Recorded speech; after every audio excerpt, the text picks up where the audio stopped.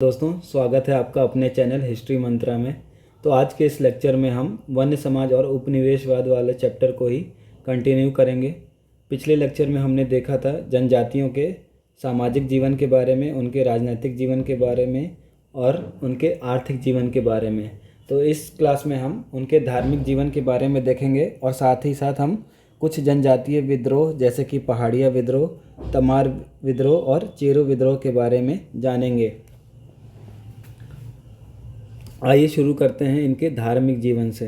तो आदिवासी समाज जो था वो शुरू से ही अहस्तक्षेप की नीति के पोषक थे ये लोग। इसका मतलब जो आदिवासी समाज थे वो ये किसी भी तरह का बाहरी हस्तक्षेप या विदेशी हस्तक्षेप के खिलाफ थे। वो नहीं चाहते थे कोई भी बाहरी इनके जीवन में, इनके सामाजिक राजनीतिक जीवन में हस्तक्षेप करे, और इसके लिए वो सदा तैयार रहते थे सशस्त्र के साथ। आइए अगला पॉइंट देखते हैं। यही कारण है कि अंग्रेज अपने अथक प्रयास के बाद भी काफ़ी लंबे समय तक जनजातीय क्षेत्रों में प्रवेश करने में असफल रहे।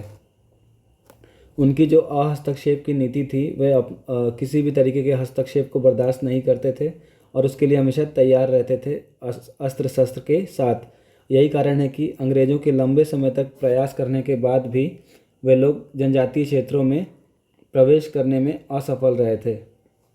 तो इन सब को देखने के बाद, लंबे समय तक प्रयास करने के बाद भी जब अंग्रेज़ असफल हुए उनके क्षेत्र में हस्तक्षेप करने में, तो उन्होंने दूसरा तरीका अपनाया। और इस बार उन्होंने क्या तरीका अपनाया?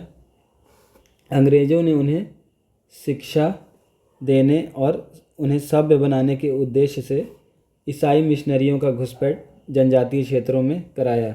हमने पिछले लेक्चर में पढ़ा था कि ईसाई मिशनरी किस उद्देश्य से आते थे। वो यहाँ पे अपने धर्म का प्रचार प्रसार करने के लिए आते थे। तो अंग्रेज़ों ने जब बहुत लंबे समय तक प्रयास करने के बाद भी उनके क्षेत्र में हस्तक्षेप करने में सफल नहीं हुए, तो उन्होंने उनको शिक्षा देने और सभ्य बनाने के उद्देश्य से ईसाई मिशनरियों का घुसपैठ जनजातीय क्षेत्रों में कराया, और ऐसा करने में वे सफल हो गए। और आगे चलकर धीरे धीरे उन्होंने आदिवासियों के ही धर्म और संस्कृति की आलोचना करना शुरू कर दिया और उनका धर्म परिवर्तन शुरू कर दिया। इसका परिणाम क्या हुआ? इसका परिणाम यह हुआ कि शिक्षा पाने के कारण उनकी स्थिति में तो गुणात्मक परिवर्तन आए, लेकिन वे अपने अन्य भाइयों से घृणा करने लगे। यानी कि जब ईसाई मिशनरियों ने इनके क्षेत्र में घुसपैठ किया और उन्होंने इनसे प्रभावित होकर कई सारे जो आदिवासी समूह थे उन्होंने ईसाई धर्म को अपना लिया और इनके तौर तरीके मानने लगे। जिससे क्या हुआ, एक तरफ तो उन्हें शिक्षा प्राप्त हुई, उनके जीवन में गुणात्मक परिवर्तन हमें देखने को मिला, लेकिन वहीं दूसरी तरफ इसका नकारात्मक प्रभाव ये पड़ा कि जो लोग ईसाई मिशनरियों के कहने में आ गए या उनके साथ हो गए, वो जनजातीय लोग बाकी जनजातीय लोगों को घृणा की नज़र से देखने लगे। तो इसमें आपसी फूट पड़ने लगा धीरे धीरे, और आदिवासी समाज जो थे उन्होंने धीरे धीरे ये रियलाइज़ किया कि आदिवासियों ने इसे अपने सामाजिक एवं धार्मिक जीवन में अंग्रेज़ों का अतिक्रमण समझा। आदिवासियों ने इसे अपने सामाजिक आर्थिक जीवन में अतिक्रमण समझा और इसका प्रतिरोध शुरू हो गया, इसके खिलाफ यानी कि विरोध शुरू हो गया। और ऐसी परिस्थिति में इस स्थिति ने कई सारे क्रांतियों और नेताओं को जन्म दिया, और कई सारे हमें जिन्होंने अपने अपने क्षेत्र में अंग्रेज़ों के विरुद्ध आंदोलन किया और उनका नेतृत्व किया। यही कारण है कि हमें अंग्रेज़ों की जो नीति थी या जो उनकी हस्तक्षेप की नीति थी, ईसाई मिशनरियों द्वारा यहाँ के लोगों को प्रभावित करना, धर्म परिवर्तन के लिए विवश करना, ये सब कारणों की वजह से जो आदिवासी समूह थे उन्होंने कई सारे क्रांतियों को अंजाम दिया, और हमें आगे चल कर के कई सारे जनजातीय विद्रोह देखने को मिलते हैं। उन्हीं में से कुछ विद्रोह की हम आज की चर्चा करेंगे। सबसे पहले आइए देखते हैं हम पहाड़िया विद्रोह। पहाड़िया विद्रोह कब हुआ, इसका नेतृत्व किसने किया, जो पहाड़ी जनजाति के लोग थे वे लोग का निवास स्थल कहाँ पे था, कहाँ निवास करते थे, साथ ही साथ ये विद्रोह क्यों हुआ। तो सबसे पहले हम इनके निवास स्थान को देखते हैं। जो पहाड़िया जनजाति थी उनका निवास स्थान था भागलपुर, जो कि बिहार में ही पड़ता है। तो पहाड़िया जो जनजाति थी उनका निवास स्थान कहाँ पे था, भागलपुर के राजमहल पहाड़ी में। तो राजमहल की पहाड़ी कहाँ पे है, भागलपुर में। भागलपुर बिहार का ही हिस्सा है। पहाड़िया विद्रोह क्यों हुआ था, तो ये अंग्रेज़ों की जो राजस्व वसूली की प्रणाली थी उसके विरोध में ये आंदोलन शुरू हुआ था। अब इस जो राजस्व वसूली की ये जो प्रणाली थी, इसमें इसकी क्या व्यवस्था थी, इसके अंतर्गत जो मुखिया होते थे उनको ज़मींदार बना दिया गया और उन्हें राजस्व वसूली का कार्य सौंपा गया।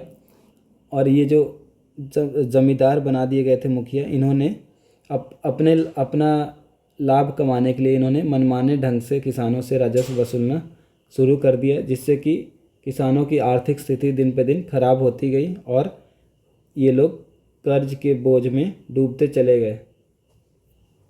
और कई बार ऐसी स्थिति भी उत्पन्न हो जाती थी कि इन्हें अपनी भूमि गैर आदिवासी लोगों को हस्तांतरित करनी पड़ती थी या देनी पड़ती थी, तो जिससे उनका जो आधार था, आर्थिक आधार, वो तहस नहस हो गया। उनका आर्थिक आधार जो है वो तहस नहस हो गया और अंततः इससे तंग आकर के उन्होंने इस व्यवस्था के खिलाफ विद्रोह शुरू किया, जिसका नेतृत्व किसने किया, तिलका मांझी ने, जिनका जन्म 1750 ईस्वी में भागलपुर के तिलकपुर गांव में हुआ था और इनको 1785 में फांसी की सज़ा दे दी गई थी। तो पहाड़िया विद्रोह जो है वो अंग्रेज़ों की राजस्व वसूली प्रणाली के विरोध में शुरू हुआ था, जिसका नेतृत्व तिलका मांझी ने किया था। और ये जो जनजाति थी, पहाड़िया जनजाति, इनका निवास स्थान कहाँ पे था, भागलपुर, जो कि बिहार में पड़ता है। आइए अब हम दूसरे जनजातीय विद्रोह को देखते हैं, तमार विद्रोह की शुरुआत हुई थी 1789 में, जो कि 1794 तक चला। लगभग 5 वर्षों तक ये विद्रोह चला और 1794 में इस विद्रोह को शक्ति के दम पर कुचल दिया गया। तो इसकी शुरुआत होती है 1789 ईस्वी में। कहाँ से होती है, छोटा नागपुर के उरांव जनजातियों द्वारा। तो उरांव जनजाति के लोगों का निवास स्थान कहाँ पे है, छोटा नागपुर। इतमार विद्रोह क्यों हुआ था, जमींदारों के शोषण के खिलाफ। तो इसका भी कहीं ना कहीं वही कारण था कि जो जमींदार थे उन्होंने किसानों का आर्थिक शोषण किया अपना लाभ कमाने के लिए, जिसके खिलाफ कई सारे विद्रोह हमें देखने को मिलते हैं। उनमें से एक विद्रोह था तमार विद्रोह। इस आंदोलन को भी बलपूर्वक कुचल दिया गया 1794 में। तो यह आंदोलन लगभग 5 वर्षों तक चला। 5 वर्ष तक चला ये आंदोलन लगभग। आइए अब हम अगला विद्रोह देखते हैं, अगला जनजातीय विद्रोह, चेरो विद्रोह। तो चेरो विद्रोह हमें 1800 ईस्वी में देखने को मिलता है। 1800 ईस्वी में, जो कि पलामू क्षेत्र में रहने वाले चेरो जनजाति द्वारा इसकी शुरुआत की गई। किसके खिलाफ, अपने ही राजा चूड़ामन के खिलाफ। और इस विद्रोह का नेतृत्व किसने किया, इसके नेता कौन थे, भूषण सिंह, जिनको 1802 में फांसी की सज़ा दे दी गई और यह विद्रोह यहाँ पे समाप्त हो गया। तो आज के इस लेक्चर में इतना ही। आज का आपका प्रश्न है, कुछ प्रश्न है जिसका आंसर आप कमेंट सेक्शन में करोगे। सबसे पहला प्रश्न है कि पलामू आज के किस राज्य में स्थित है। पलामू जो क्षेत्र है, पलामू क्षेत्र किस राज्य में स्थित है। दूसरा सवाल आपके लिए कि उरांव जनजाति के लोगों का निवास स्थल कहाँ पे है। उरांव जनजाति के लोगों का निवास स्थान कहाँ पर है।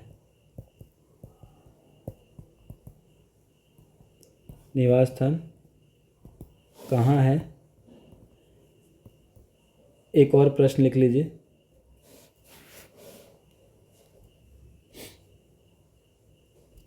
कि भूषण सिंह ने